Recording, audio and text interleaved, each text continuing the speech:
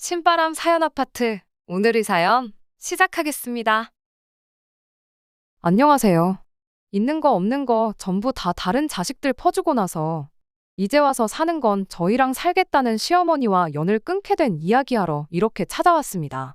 남편과는 같은 회사를 다니며 직장 생활을 하다가 처음 알게 된 사이예요. 같은 부서라서 자주 마주칠 일은 거의 없었다 보니 입사 초반에는 그냥 지나가다가 마주치는 정도로 얼굴도 겨우 알고 지내는 사이였어요.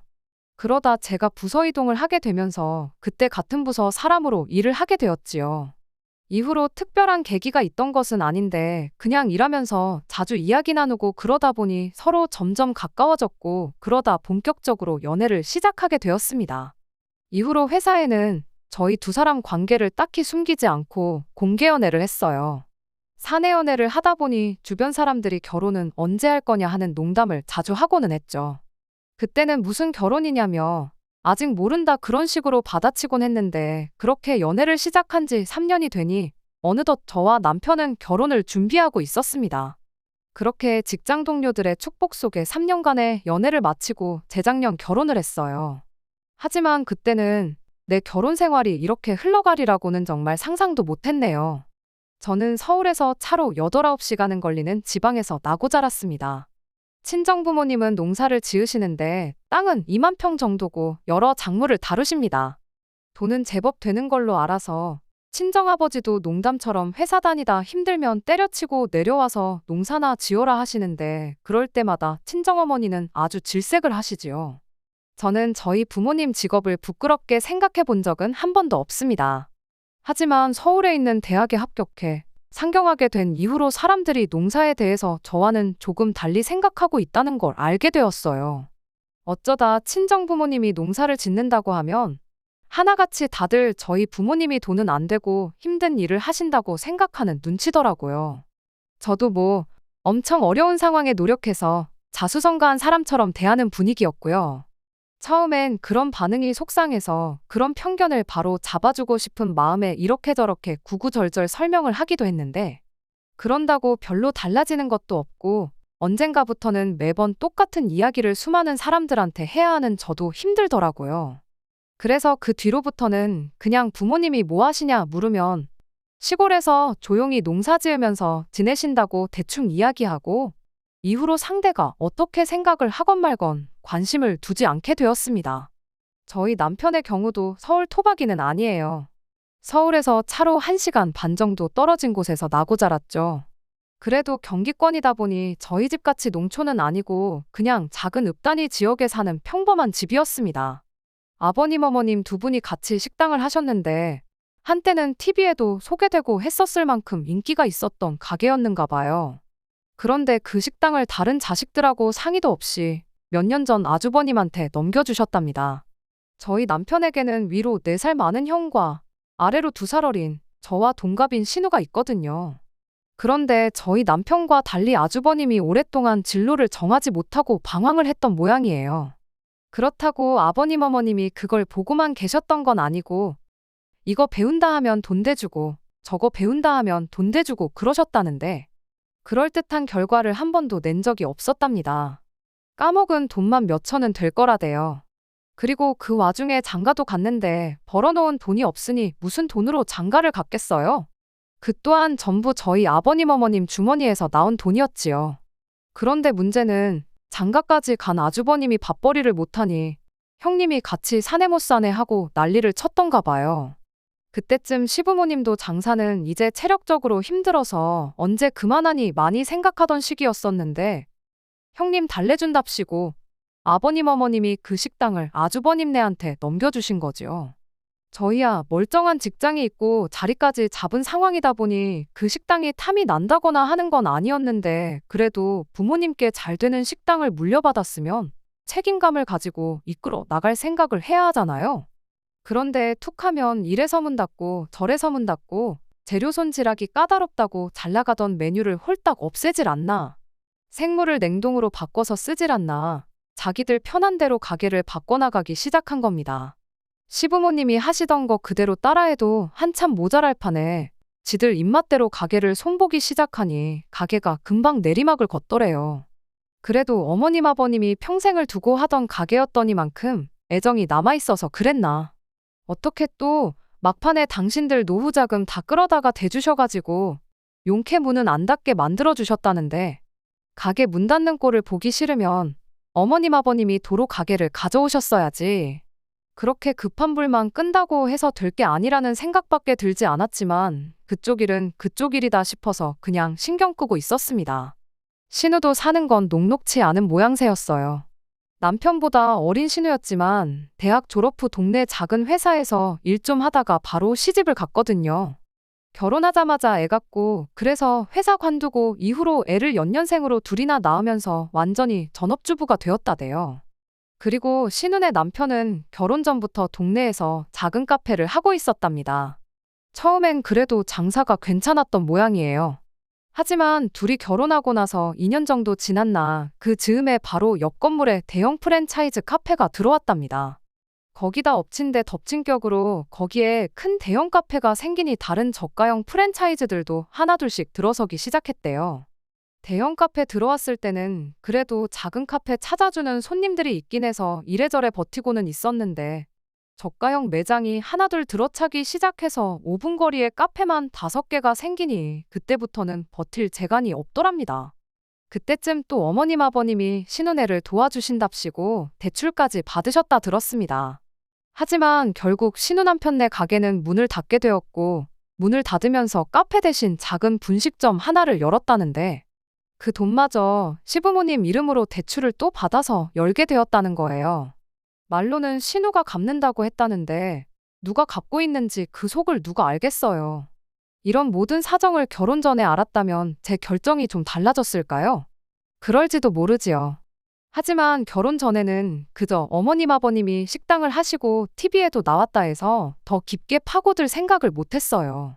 식당에 가보시면 알겠지만 내부 인테리어도 그렇고 제법 그럴듯하거든요. 그리고 아주버님이나 신우 다 가정 꾸리고 잘 산다 하는데 제가 솔직히 어떻게 해놓고 사는지 뭘 먹고 사는지까진 따질 수 없잖아요. 그저 가족들 다 자기 밥벌이는 하고 사는구나 그럼 됐다 싶었네요. 남편하고 저 두 사람만 놓고 봤을 때는 솔직히 비슷비슷한 조건이기도 했고요. 결혼할 때 시댁으로부터 도움은 전혀 받지 않았습니다. 지금에서야 생각해보면 남편이 먼저 성인들이 결혼하는 건데 부모님 도움을 받는 건 아닌 것 같다. 반반이 어떻고 저떻고 한 게 다 제 앞에서 쇼한 건가 싶기도 해요. 어차피 아버님 어머님은 저희를 도와주실 형편이 못 되었으니까요. 하지만 그때는 남편이 하는 말이 그럴듯하다. 일리가 있다 싶었어요. 그리고 어쨌든 저희 부모님도 농사로 힘들게 돈을 벌고 계셨으니 저도 손 벌리고 싶지 않았고요. 친정부모님은 그래도 아무것도 안 해가면 시부모님 눈밖에 나지 않겠냐며 예단 비용으로 2천만 원을 주셨는데 솔직히 그 돈은 제가 중간에서 가로챘어요. 가로챘다기보단 원래는 결혼 준비로 바빠서 신혼여행을 다녀온 뒤 친정 부모님하고 다 같이 모이는 자리를 만들어서 전해드릴 생각이었거든요. 어쨌든 저희 부모님이 큰돈 쓰시는 건데 체면 좀 살려드리고 싶었으니까요. 그런데 어머님이 그 복을 당신 발로 차시대요. 저희가 반반 결혼을 하는 걸로 이야기가 된 이후 결혼 준비 자체는 큰 문제 없이 진행되고 있었습니다. 집은 남편과 제가 모아둔 돈을 합치고도 부족해 대출을 받아서 서울에 있는 아파트 전세로 일단 들어갔어요. 집뿐만 아니라 혼수도 그랬지요. 결혼식 비용은 들어온 축의금으로 각자 해결하기로 했고요. 그런데 결혼식 당일날 어머님이 급하게 쓰실 곳이 있다며 축의금을 달라고 하시대요. 결제는 해야 되는데 어머님이 옆에서 계속 축의금 타령을 하시니 정신도 없고 그래서 일단은 알겠다 하고 빌려드렸습니다. 그런데 그런 와중에 축의금까지 그렇게 가져가시곤 시간 지나서 그 돈은 언제 주실 거냐 물으니 그 돈은 당신이 그간 뿌린 돈을 수거한 거나 마찬가지라며 못 준다고 딱 말을 자르더라고요. 솔직히 좀 황당했지요. 시댁 쪽 하객 대부분이 남편 하객이었으니까요. 축의금은 원래 부모님한테 드리는 거다 하는 말이 많아서 저도 되도록이면 이야기를 더 꺼내고 싶지는 않았어요. 그저 그렇게 가져가실 거면 빌려간다고 할 게 아니고 결혼 전에 미리 남편에게 전해놓는다던가 하는 게 맞지 않나 싶었죠. 하지만 무엇보다 가장 황당했던 건 그렇게 가져간 축의금이 알고 보니 아주버님 손으로 들어갔다는 사실이었지요. 나중에서야 알게 된 건데 아주버님이 그때 마침 급하게 식당 일로 돈이 필요했다나요? 말로는 다 가져간 게 아니라 1,000만 원도 안 됐다는데 1,000만 원이고 1,000원이고 돈은 돈이잖아요? 며느리로서 이렇게 말하자니 그렇지만 어머님도 아주버님도 괘씸해서 친정에서 받아온 예단비 2,000만 원을 제가 그냥 중간에서 갚기로 하고 아무것도 안 해드린 거예요. 이후로 솔직히 저나 남편이나 시댁 식구들하고는 뭐 크게 교류가 없었습니다. 일단 시댁하고 물리적인 거리가 크다는 게 가장 큰 이유였지요. 물론 양가 부모님께 똑같이 매달 용돈이나마 필요한데 쓰시라고 30만 원씩 보내드렸고 명절이나 어버이날, 시부모님 생신같이 저희 도리를 해야 하는 날은 챙겼지만요. 하지만 그 외에는 가족 모임이라던가 그런 건 굳이 나서지 않았네요. 그러던 중 아버님이 저희 결혼한 지 2년쯤 되던 해에 폐암 판정을 받으셨어요. 그리고 뭐 제대로 손 써볼 여유도 없이 반년도 채 되지 않아 돌아가셨지요. 장사하면서 그렇게 시간 나면 담배를 피워대더니 인간이 결국 폐암으로 죽었다면서 슬퍼하시는 시어머니를 보니 이때는 뭐 그동안 서운했고 그런 걸 떠나서 저도 그렇고 다들 상심이 컸고요. 그런데 아버님 장례 치르고 나서 처리해야 할 일들이 어느 정도 마무리가 되었을 무렵 시어머니 주도로 다시 온 가족이 자리에 모이게 되었는데 그 자리에서 정말 어이없는 이야기를 듣게 되었습니다. 아버님이 돌아가시기 며칠 전 유언을 남기셨다는 겁니다. 아주버님네, 신우네, 어머님만 모여있는 자리였다나요? 저희는 그런 모임이 있는 줄도 몰랐고요. 그런데 아버님이 하셨다는 유언 내용이 가관이었습니다. 아버님이 어머님더러 당신 죽으면 꼭 둘째 아들내, 그러니까 저희 집으로 가라고 하셨다는 거예요. 그 이야기를 듣자마자 저도 모르게 저희 집이요? 저희 집엔 왜요? 하는 소리가 입에서 절로 튀어나왔어요.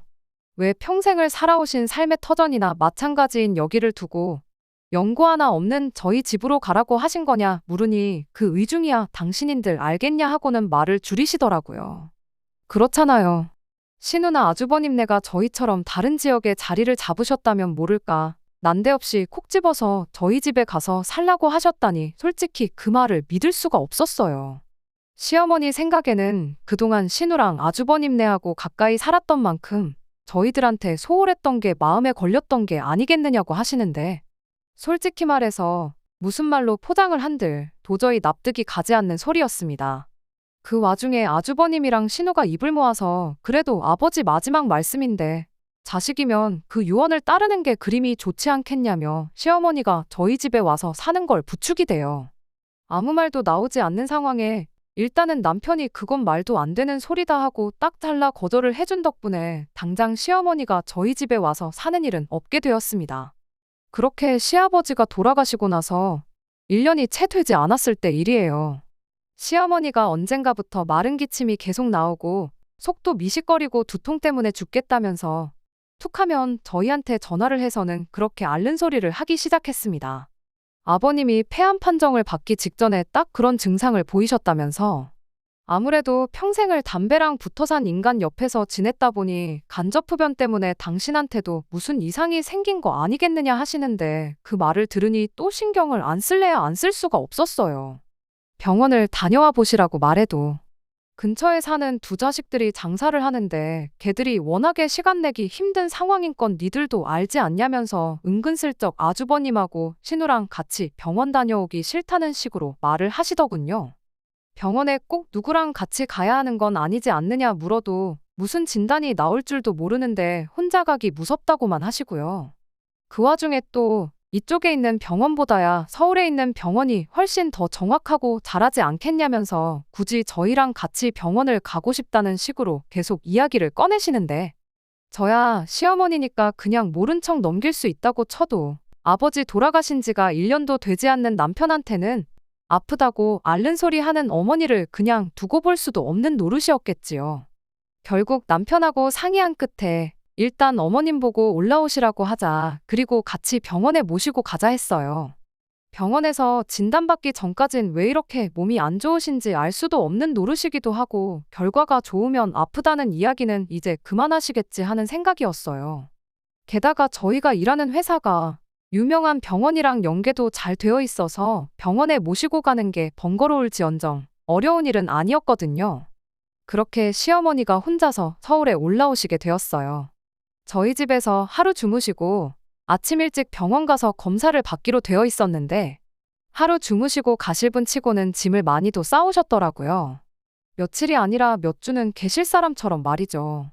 남편이 은근슬쩍 검사받고 어디 뭐 여행이라도 가시느냐고 떠보듯 물어봤는데 시어머니가 도끼눈을 하더니 아픈 사람을 그럼 검사받자마자 집으로 돌려보낼 생각이냐며 한 소리 하시더군요. 그러더니 기어이 검사받고 결과 나올 때까지 저희 집에 계시겠다는 소리를 하시대요. 결과가 안 좋으면 또 병원에 가야 하지 않겠냐고. 혼자 기차 타고 오며 가며 하는 것도 못할 짓이라고 하면서 뭐라 하시는 와중에 남편이 그럼 검사받고 나서 차로 모셔다 드리겠다고 대답을 했어요. 결과 나오면 또 저희가 차로 모시러 가겠다고 그렇게 말을 했죠. 그랬더니 시어머니가 잠깐 아무 말도 없으시다가 그럴 필요 없다고 이미 여기서 며칠 지내다 갈 생각으로 짐도 싸온 거니 기어이 저희 집에 머물다 가시겠다고 그렇게 선언을 하셨습니다. 저 고집을 누가 꺾나 싶었고 검사 결과 나오는 거 짧으면 일주일이고 길어봐야 열흘 남짓일 테니 그러시라고 했죠. 다행히 결과는 생각보다 빨리 나왔어요. 그리고 더 다행이었던 건 검사 결과가 너무나도 좋았다는 겁니다. 걱정할 게 하나도 없을 정도로 말이에요. 수치도 전부 정상이고 심지어 몇몇 항목은 동년배분들하고 비교해봤을 때 정상이다 못해 훨씬 좋은 수치였어요. 그 정도 결과면 기뻐해야 마땅한 거 아닌가 싶었는데 시어머니는 병원이 돌팔이가 아니냐면서 다른 병원에서 검사를 다시 받아봐야겠다고 우기기 시작했습니다. 온몸이 아프고 좋은 곳이 하나도 없는데 이 결과가 말이나 되냐시면서요. 그렇게 하고 싶으시다는데 원하는 대로 다른 병원도 알아봐 드리겠다고 했어요. 다만 예약하고 그러는데 시간이 걸리니 일단은 집에 내려가 계시라고 했죠. 차로 모셔다 드릴 테니 걱정 마시라고 그렇게 한마디 했는데 시어머니는 정말 말 그대로 바닥에 대자로 누우셔가지고는 집에 안 가겠다고 어린애처럼 땡깡을 부리기 시작했어요.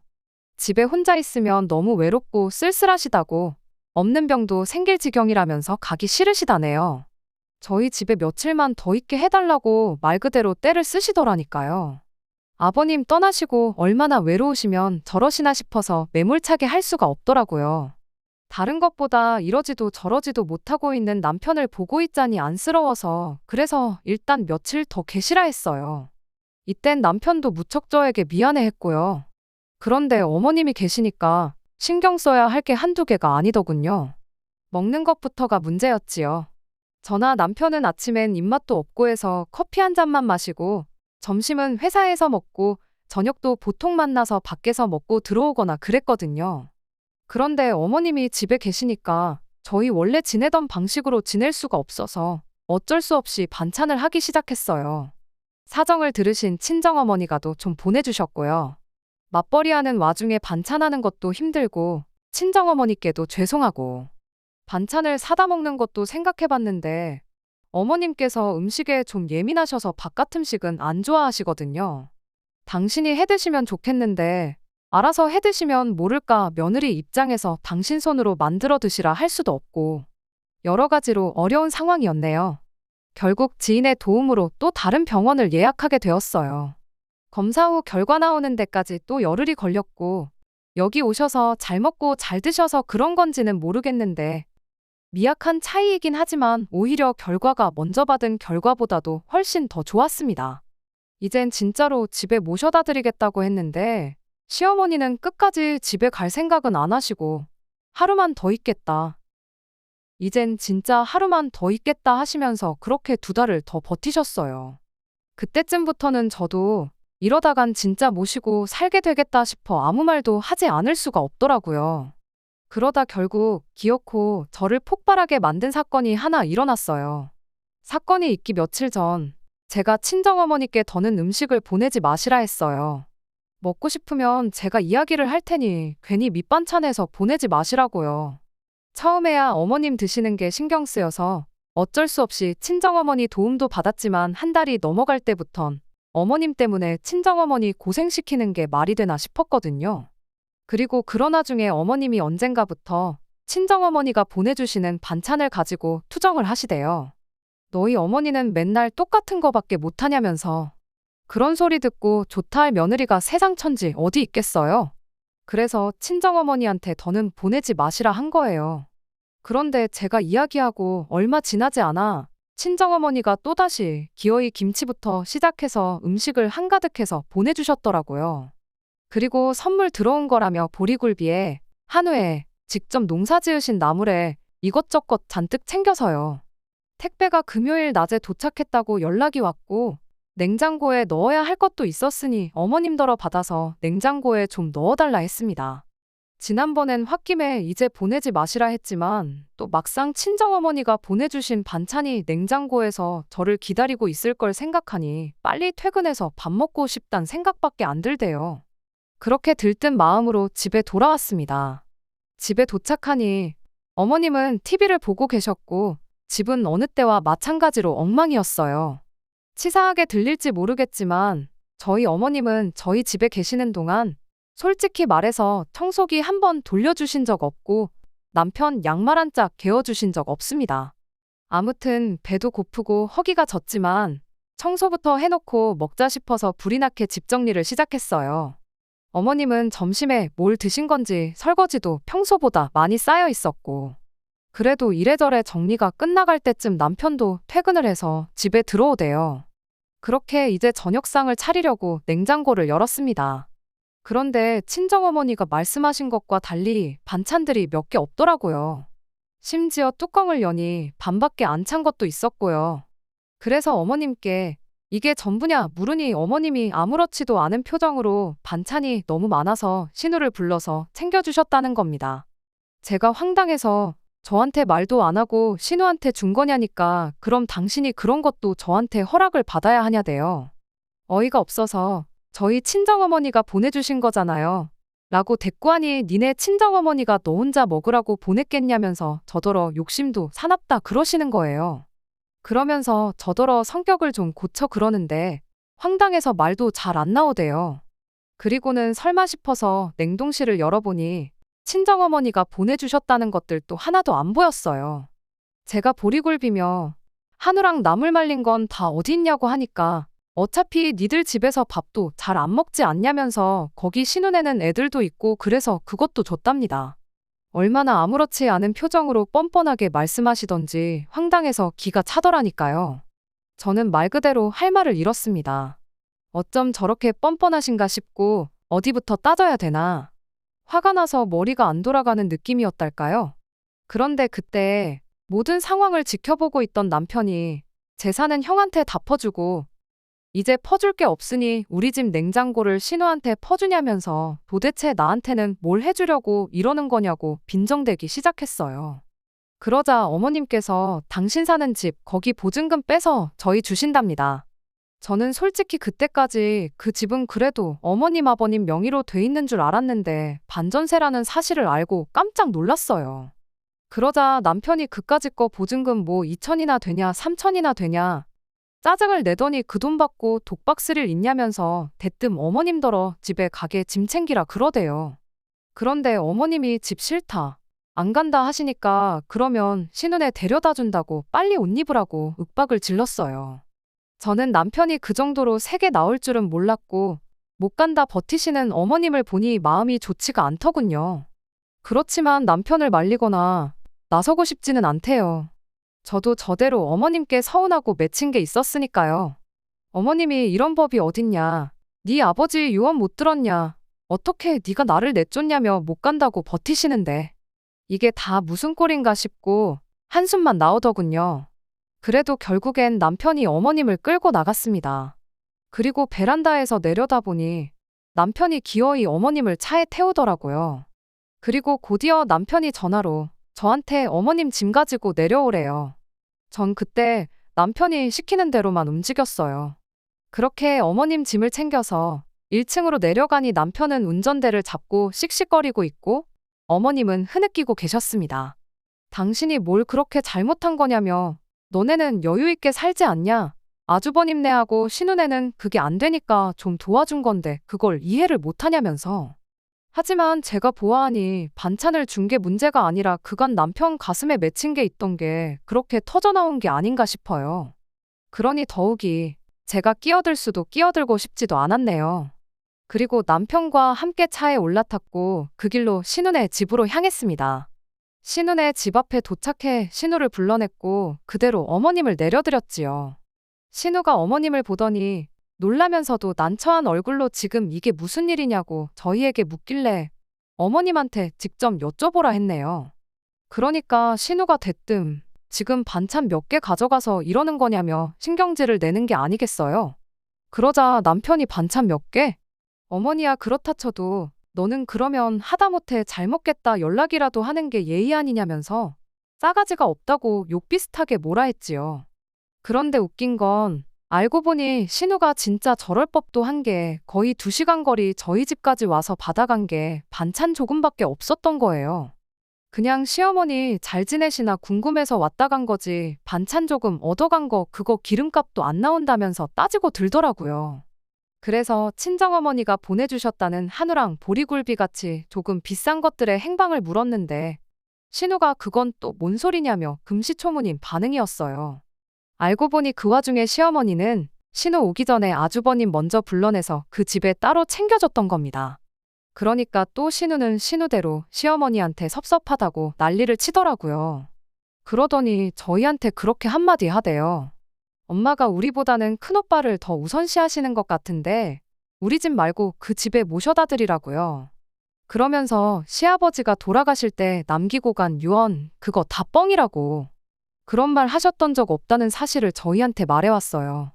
큰오빠네나 자기 집이나 모실 형편도 안 되고 엄마가 우리한테 더 해줄 수 있는 것도 없는 것 같고 그래서 자기랑 아주버님이 둘이 짜고 그렇게 말했던 거라네요.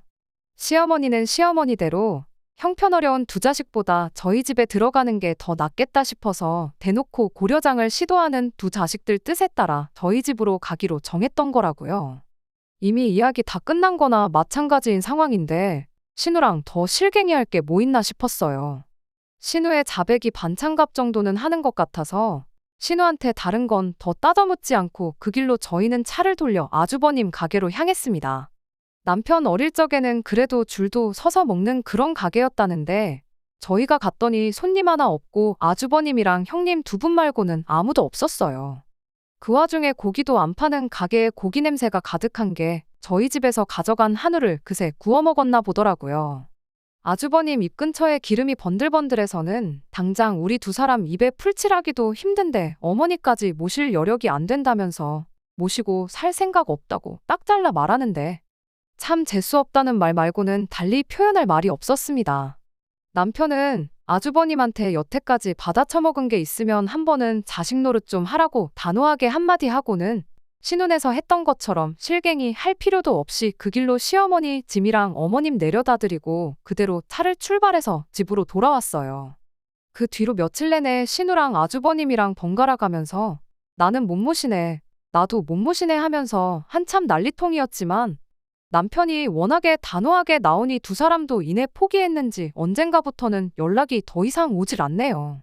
솔직히 저도 그렇고 남편도 그렇고 마음이 후련하고 그런 건 아니에요. 그런데 뭐 남편이 먼저 다 필요 없다, 사람 대접해주는 처가에 더 잘하고 살겠다 하니 저로서는 거절할 이유도 싫다 할 필요도 없잖아요. 시어머니는 결국 혼자 지내시게 되었어요. 전 재산 뜯어먹은 두 자식들이 서로 못 모신다고 매일같이 싸워대는데 이러다 자식들끼리도 평생 안 보고 지내게 될까봐 그런 선택을 하신 것 같은데. 그러게 자식 셋 고루고루 챙겨주셨으면 얼마나 좋았을까요? 아니면 아예 다들 각자 도생하게 내버려 두시던가. 아무렴 다른 두 형제와 다르게 혼자 잘 자리 잡았다고 해도 조금이나마 시어머니한테 다른 형제들에 비해 차별받은 거 없었다 생각했으면 남편도 저렇게까지 단호하게 나오진 않았을 거라 생각해요. 시어머니 모시고 살고 싶지는 않지만 남편이 그동안 받은 게 있으니 그냥 두고 볼 수 없다고 나오면 저도 어쩔 수 없이 남편 뜻에 따랐을 거라는 생각도 들고요. 뿌린 대로 거둔다는 말이 딱인 것 같습니다. 새싹 하나 띄우기도 척박한 곳에만 열심히 씨를 뿌려대셨으니 시어머니가 그 열매를 수확하는 일은 아마 없을 것 같네요. 끝까지 들어주셔서 감사합니다. 오늘의 사연은 여기까지입니다. 구독과 좋아요, 알람 설정 부탁드리고 더 좋은 사연으로 다시 찾아뵙겠습니다. 감사합니다.